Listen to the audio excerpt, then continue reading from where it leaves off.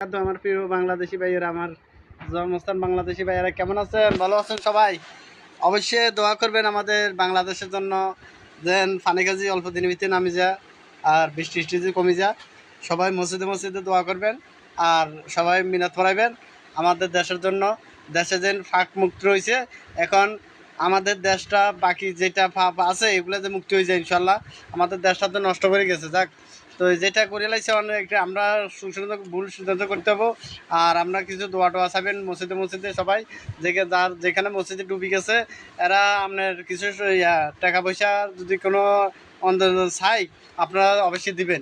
আমি দেখতেছি বিভিন্ন ভিডিও মসজিদের ছাড়ছে, পানি কাছে ডুবছে আমাদের সামনে আজকে ভিডিও করতেছে একটা, অনেকখানে কষ্ট করতেছে দেখলাম। যাক, তো যেখানে যেখানে যেটা যেটা প্রয়োজন সেটা আমাদের বাংলাদেশি বাইরে করবে ইনশাল্লাহ, এটা আমাদের আস্থা আছে, থাকবে।